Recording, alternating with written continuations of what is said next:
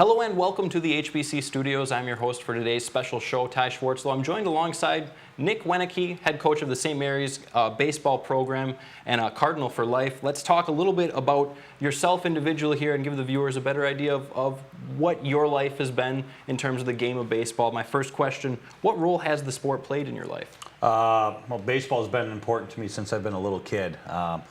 I remember going to watch all my uncles play through high school and then college here at St. Mary's. So it's been what I've loved since I've been a little kid.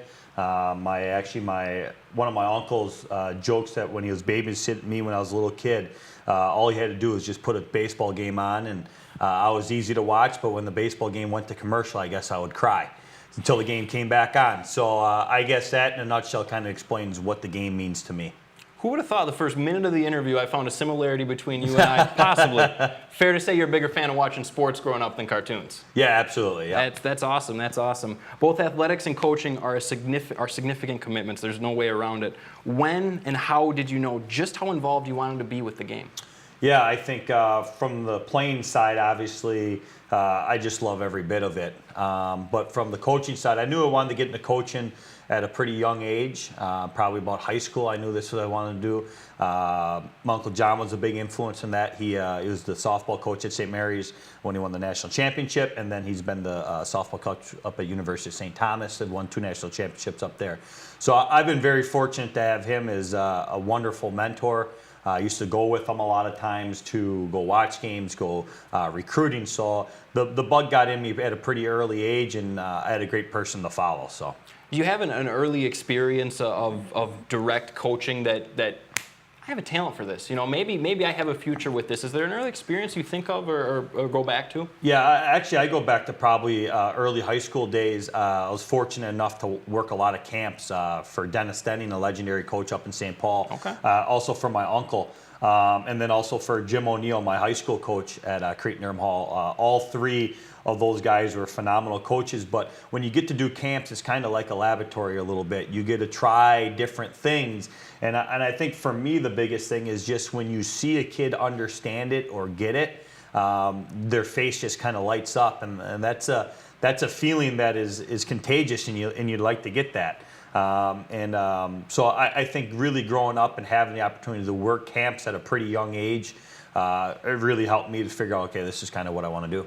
One thing some viewers may not know is that you were a player at St. Mary's and graduated in 2007. What brought you to St. Mary's University originally? Yeah, I think number one, we were just talking off camera. It's been a school that a lot of my family have gone to. My cousin Bob right now is here. He plays baseball and hockey, and he's the 11th one from our family to go to St. Mary's. So it was a pretty easy decision for me. You know, I didn't look at a whole lot of other schools. Seriously, I looked at some, but I kind of knew that St. Mary's was the right fit for me, academically, socially, and then athletically too as well. And then after your playing days, we'll move on to the quick turnaround and staying in the community at St. Mary's. But first, Coach, I've got some statistics here. From my perspective, you played the game with a coach's mindset. And talking to you about some of your strengths and weaknesses as a player, can you talk to me about the challenges you faced and how you were able to overcome them with the mental side of the game? Yeah, the mental side to me, I think, is everything. And that's something that I learned a lot from my college coach, Nick Whaley, who has been a great mentor to me, and I love playing for him. He's actually on our coaching staff right now still. I just think the mental side of it, I wasn't an overly talented kid. I wasn't an overly talented baseball player, but I think the trust and belief in the process of getting better, and also just going out there and putting the hard work in. I think that kind of defines it a little bit. The game is not an easy game, but the game will teach you an awful lot about life, and it'll teach you an awful lot about some tools and gifts you can use later on to help other people out. A question I had before, you actually answered off air. What would you say, and why speak to the importance in terms of learning how to fail and understanding how to deal with failure? As a player, you had that experience. How does that translate into coaching? Man, you really got to grow up really, really quick if you're going to get over it. My sophomore year, I set the record for errors in a season and errors in a career. It was a really tough year for me. But at that point, without going through that situation, I don't think I had the opportunity to be a head coach at 23 years old. because when you're a sophomore, and I think at that time I was 20 years old, you're either forced to grow up or you're forced to stay a little kid. So you got to show up and you got to work every day, even when things aren't going your way. But I think that year really helped me evolve and really grow up and understand that there's more to the game than just the game itself, and your teammates rely on you. I also learned a lot about what it means to be a great team. I had wonderful teammates that supported me even though I was killing us. But I go back and I reference that a lot. And I also had a wonderful coach that stuck with me and knew long term that it would be good for me. And I think going into my senior year, I think it paid off tremendously. The biggest point I want to talk about is the mental challenge. In baseball, that is one of the most paramount pieces of adversity you're going to face. Was there a strategy that got you through that moment, or was it just a matter of that work ethic, grinding the hours out and making sure that the repetitions were there? Yeah, the mental part's the critical piece. I think when you're mentally there, that allows you to be consistent. It allows you to stay off that roller coaster of being the highs of the highs and the lows of the lows. It starts with the mental part. Number one, believing in yourself, having confidence in yourself, but that starts with the work ethic you put in. You can believe in yourself all you want, but if you're not willing to put the hours in, it's not going to pair up right. So when you go through it, I think you have to, number one, be willing to put the work in, believe in the process, trust the process, and then number two, being able to be mentally tough enough to be able to handle the good and the bad. You look at all those that are great throughout, great leaders, great athletically, they're the same person when things are going good, and then when things are going bad, they're not different people, and I think that's the critical part that allows you to be consistent. I'm looking over your stat line from your senior year. 19 walks compared to 12 strikeouts, a 374 average, 478 on base. You could do some damage at the plate. I want to know, what is the bigger source of pride, your batting numbers or the 6 errors in 977 fielding percentage, which is a significant improvement in your senior year? Yeah, my sophomore year I played short, which I learned that year that I think shortstop's the most difficult position to play on the field. My senior year I was able to play probably my best position, which is first base. Okay. So that helped out a lot. But I think it's more the evolution of the person I was, the person I turned into through the 4 years. So I look at the whole body of work. I don't necessarily look at those numbers. Numbers are great, that's awesome. But I look at, okay, was I a better person as a senior than I was a freshman? Was I a better student? All those things I can look back and say, hey, I believe that I evolved over my 4 years. A lot has to be because of what St. Mary's is all about as a community. But I think you look at the whole body of work, not necessarily just that 1 year. So I would ask you, but I've learned the lesson myself, so I find it impossible to believe if you didn't apply that. You see somebody at shortstop, maybe you're a little bit of a detriment. Put that person in a position to succeed, and you'll be amazed at the potential that they may have. So from a coaching standpoint, I've got to imagine that plays into things and into your success. My next question, what is the biggest source of pride that Cardinal baseball has personally provided you with? Family atmosphere, I think, number one. It was like that when I was here as a player. It's something that we work hard on right now as a group. There's not one person bigger than the program, and that's from a player to a coach. If a player leaves, if the coach leaves, the program is still here. So there's not one person bigger than the program. There's not one role that's more important to the program. But we really try to create a family atmosphere, a group of brothers that when you leave here, you can call those people throughout your life when things are going good and then when things are going bad as well. So just creating that culture, I think, is critical. You mentioned Nick Whaley and the fact that he's been able to help you and actually be on your coaching staff. How does that help to reinforce the family culture at St. Mary's? I think it's critical. I think the one thing I love about having Coach Whaley is we had a really good relationship when I played for him. It's a special relationship. It continues to be a special relationship. He knows what I'm thinking. He also knows what buttons to push with me. So if he feels like we need to get going a little bit, he knows what he needs to do to get me going. But he also knows how to pull me back a little bit too. And it's important to have those people in life that will tell you how it is. And I think that's the relationship we have. But what he brings to our program is a maturity, is a father-like figure. Our players absolutely love him. It's a great role for him, and I don't think we would have success without him and all our coaches that we have on our staff. All bring something very special to our program. Let's talk a little bit about the early days of you as a coach, being 23, the head of a program. What advice would you give a young leader in terms of leading others who may not only have more experience, but also as well be older in that regard? Yeah, I was fortunate, at least I didn't have any players that were older than me age-wise. But I think the number one thing that I learned was you have to learn how to manage people. I think that's a critical part. You have to learn how people are different, and you have to educate yourself. I think those are the two big things that I learned. Continue to educate yourself and focus a lot on how people work, how people are different, how people learn, and what it takes to be a leader. I think X's and O's, you put in that position, yeah, I think everybody's about the same, give or take, but it's the difference is, can you lead a group, get a group going in the same direction at the same time? So management, I think, is a critical piece that I would recommend to any coach, young or old, to continue to educate themselves in that area. We talked a little bit about the experience of your sophomore season, how it's helped you modify your approach. Has there been another part that's noteworthy in terms of how your approach has evolved? Actually, getting my master's, I thought, was a critical piece. I've got my master's through St. Mary's in human development with an emphasis in leadership and sports psychology. Going through my master's, I thought was a critical piece. I read a lot. I did a lot of research.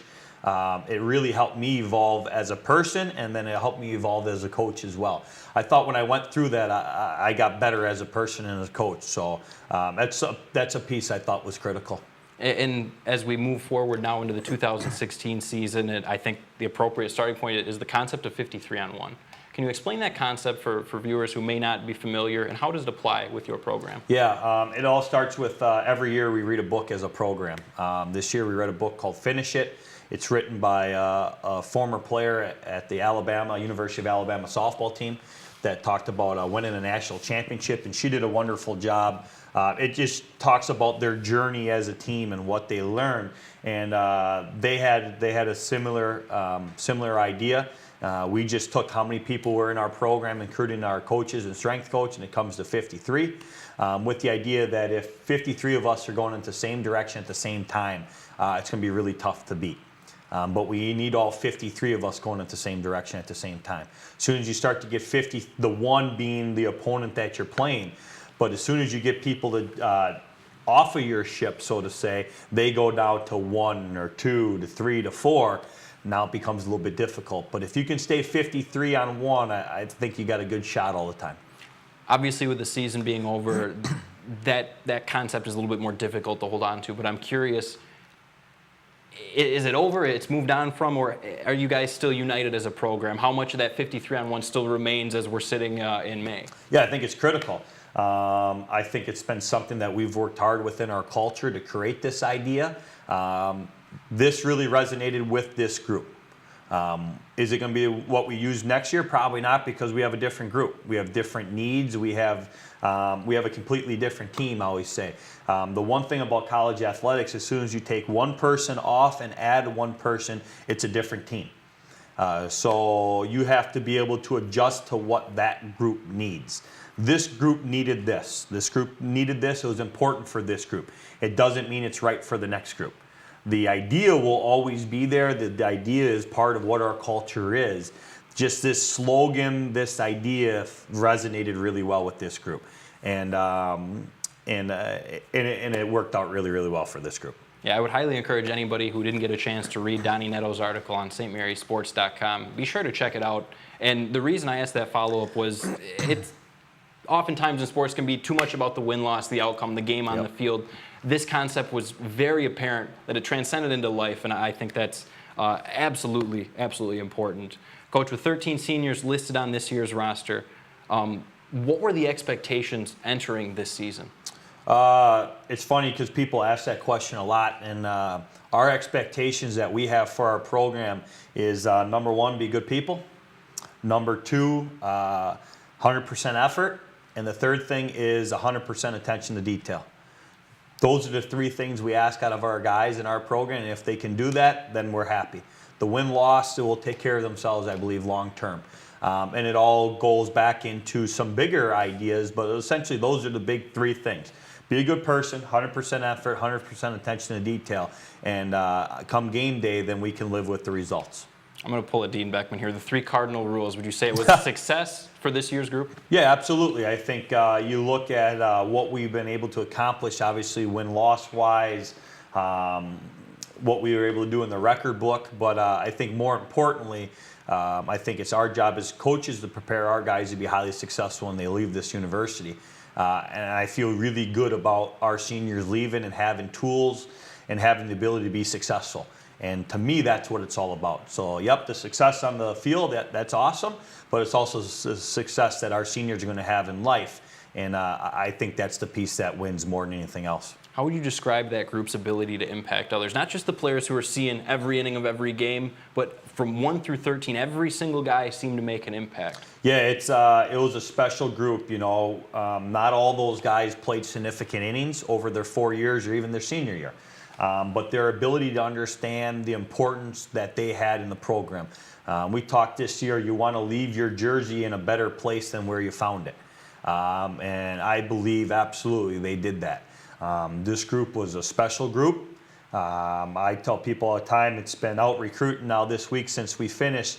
You have a lot of people come up and say congratulations. And, you know, I tell people all the time is this group didn't want to be done. And that's the part that's tricky. There's some years you get done and you can kind of tell by the group that they're kind of ready. This group genuinely did not want to be done working with one another, playing with one another, hanging out with one another. So it is just a really special group full of great kids from seniors down to freshmen.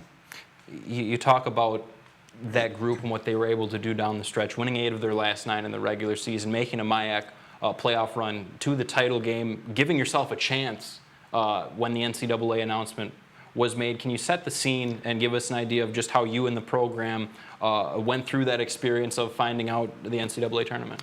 Yeah, it's you know, we were together as a group and we found out that we wouldn't be advancing on. It's tough, it's difficult, without a doubt. It's emotional, but you know what? That's life, and you don't always get what you want in life. And that's how it works.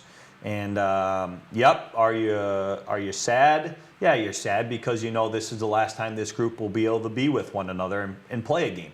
But at the flip side, it doesn't take away from all the good things that this group has been able to do and the legacy that the seniors left behind. And it just goes to, you know, when you play this game, you can always look back and go, well, if we would have won this game, or if we would have done this, or if this would have happened, you can't live like that. I tell our guys all the time, you can't drive down the road looking in the rearview mirror because bad things are going to happen. So you got to move on, you got to move forward, you got to learn from the good and the bad.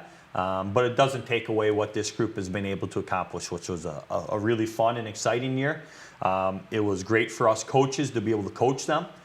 Because they're a group that did so much, and they were. It was fun to get out there for all of us to get out there and work with one another. All right, I want to bring some levity to the conversation because it seemed like it was a very fun year from an outsider's perspective. One memorable moment that I have, it comes courtesy of a Rick Palermo's social media page, okay. And I couldn't believe, from a coach's perspective, you have a manager wearing a GoPro on his head throughout the entire game. That's perfectly fine in itself. That he wouldn't get distracted. That it would play a bigger piece of the puzzle. What does that say about the group as a whole, that they were able to support Rick's pursuit of his dreams and how he's trying to get better, as well as your program? Yeah, Rick would come to me all the time with, hey, do you mind if I put the GoPro on so-and-so during infield, outfield? To me, I think you have to have a maturity and you have to have an understanding that, hey, that shouldn't influence or affect anything else. It allows Ricky to follow his dreams, and Ricky's been giving us in our program an awful lot. He's just like a player. He just contributes in a different way. But you also get the opportunity to capture a lot of cool moments. There's a moment now that I'm kind of thinking about it at Gustavus. Ricky's wearing the GoPro. Bob Kinney comes up and hits a go-ahead. I believe it was a 3-run home run to put us up in the last inning, and be able to see the reaction on the bench. You know, you lose those opportunities. That's kind of the cool thing now with social media. You have those experiences, but they're only positive if you only use them in a positive way. And as long as they're not a distraction, it's okay. And I think that just comes with the maturity of your group being able to handle that. This group was able to handle it, and it didn't really bug me one bit. If it was something that I thought was out of line, we would probably not be doing it. So, but they also, you got to give the players a lot. They don't take advantage of things, and I think that's a critical piece too. Just from a media perspective, I'm going to go off on a little bit of a selfish tangent. Yeah, it is. With Rick to be able to show and gain that trust from the media with the coaching staff and the program, it's obviously easier because he's a part of the program, but I'm excited for that because I think it's a bigger initiative. We're not trying to take advantage. The media shouldn't be trying to take advantage, get that quote from a coach and put it out of context, and that's what I'm excited about moving forward. We can become more ingrained in these programs where we can pull some life lessons out. Maybe we're not there practice day in, day out, but I've learned a lot from your program, and I'm appreciative of that, and I'm appreciative of what your group was able to do, because I think there was certainly a story worth telling, and although we weren't able to see it on TV 25 as much as we'd like, I'm thrilled that we're able to have you in studio here today. We have what's called walk-off questions here on Sports Buzz, so this is hopefully the most difficult one. What's the legacy of this year's group, the graduates from St. Mary's Baseball? Yeah, that's a good question. I think it starts with unselfishness. I think it defines this group. Hardworking, determined. Last year, going into last year was the first time. Last year was the first time in 3 years we didn't make the conference tournament. So I think getting back, that was a high priority for them.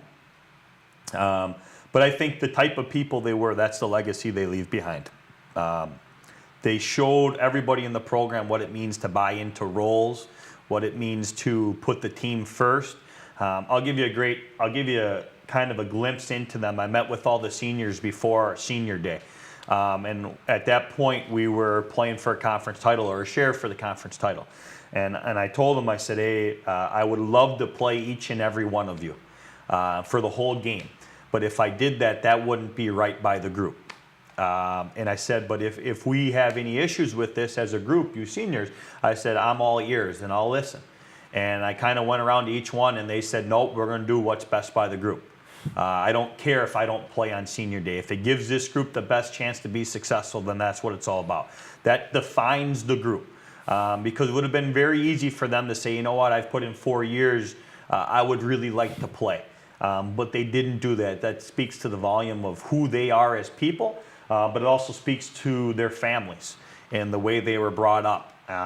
We can't forget that a lot of times. If they don't come from good families, they don't understand these things. And so it really a lot of credit goes for their parents for raising great kids. It goes to the university for allowing us to bring these kids in too as well. So the legacy, I think, is very bright. I think it will be everlasting. And they will always be a part of our program, just like everybody that graduates from our program are always a part of our family. They just influence us and help us in different ways. That's a fitting way to end it. Family and friends, they sacrifice for one another. Senior day to sacrifice the last chance for you to take the field. I think that really says it all. Coach, thank you for taking the time. Yeah, absolutely. Thank you for having me. Appreciate and it. we look forward to continuing to increase coverage here over the future. But Sounds great. Nonetheless, thank you very much. Absolutely. Thank you very much. And that'll wrap up the show here, joined by Nick Winecke to wrap up a memorable season for the St. Mary's Cardinals.